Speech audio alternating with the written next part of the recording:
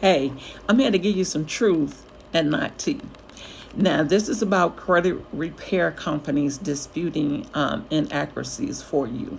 Now, I know that you all seen plenty of posts that says, I'm not going to gatekeep. I'm going to give you the information. I'm going to put you on game so you could dispute your own credit inaccuracies so you won't have to pay, right? Credit repair companies. But the trick of it is, they give you that code, right? The code that you're supposed to use to dispute the items, but they don't give you the full steps, right? And then when you go to dispute something, it comes back not removed, and you like, hey, what's going on? With the mentality of thinking that I must have done something wrong. So, hey, let me go to that person and ask them if they could help me, and I will pay them because I did something wrong. When in fact, you probably didn't.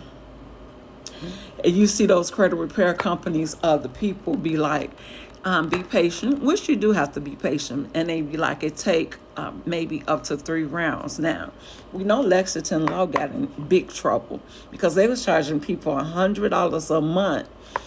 And technically, nothing was really coming off. Your score wasn't really going up. Now, that's crazy, right? $100 a month.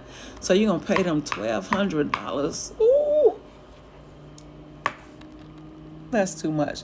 And let me tell you, with the CROA and the TSR, like me, I am board certified credit counselor to do credit repair. Now, for me, it's illegal for me to charge you an upfront fee or a monthly fee until after 6 months. Now, after 6 months, I could charge you a monthly fee if I choose to. However, you could do a contract with someone and pay them like one flat fee. Like me, that's how I roll. One flat fee, that's it, that's all. But I only really do credit repair for the people that's going to purchase a mortgage through my company. And so I help them to get their credit together to make sure that they can purchase their dream home or investment property. So anyway, let me read this code to you. So you see this code floating all over social media, right? Inaccuracy with the Fair Credit Reporting Act. The list of accounts below has violated my federally protected consumers' right to privacy and confidentially under the 15 USC 1681. Now you see 15 USC 1681, you see that all over social media. And then you see also that says has violated my rights. 15 UXC 1681S-2 brackets A brackets 1, a person shall not furnish any information relating to a consumer to any consumer reporting agency if the person knows or has reasonable cause to believe that the information is inaccurate. Also, 15 USC 1681 section 602, section 602, it states that I have the right of privacy. 15 USC 1681 section 604 also states that the consumer reporting agency cannot furnish an account without my written instructions. 15 USC 1681 USD small c 85 section also says that no consumer reporting agency may make any consumer report containing any of the following items of information, anything that's adverse, right?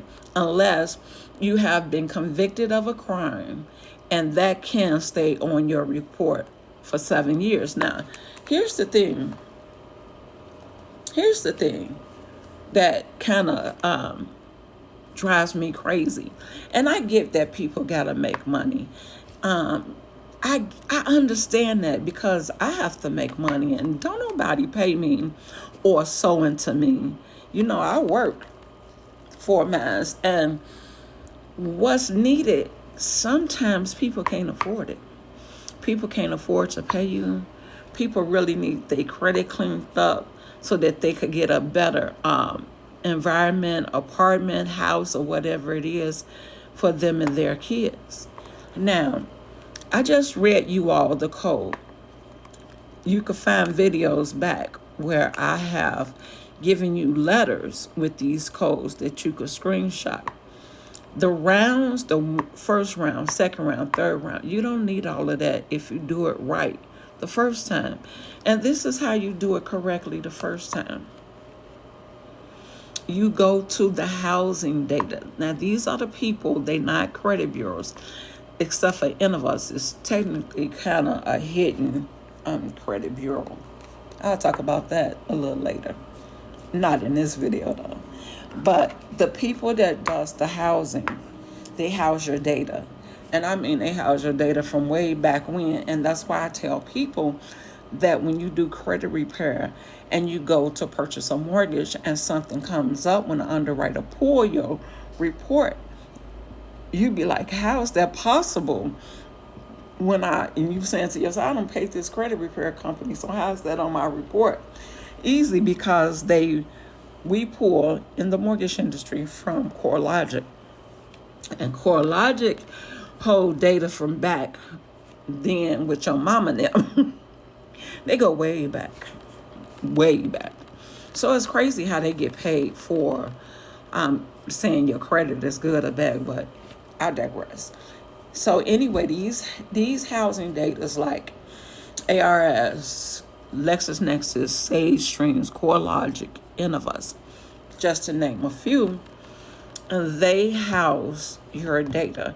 Some of them house certain type of data, like they say Sage Stream do inquiries. LexisNexis, let's use them for an example. They have an account with Pacer.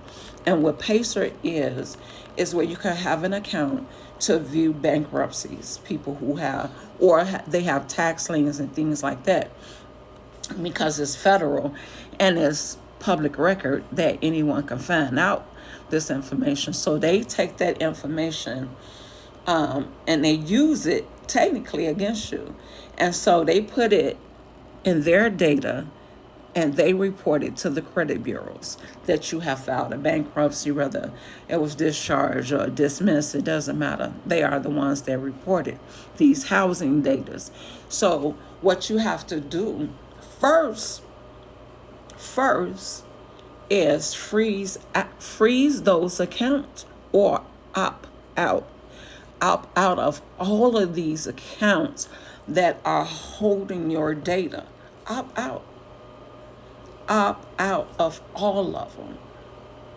And then after you opt out or freeze them so that they can no longer share your private information publicly, what you do is make sure you do the same thing with your inquiries. So your name ain't Lucy Lou Lucano. Your name is Lucy Lou. This is the address that you stay at, and that you don't live at all of those addresses. Get them, the credit bureaus, send an inquiry letter of dispute like, hey, this is my name. And this is my address. I don't stay at all those places. Those ain't all my names.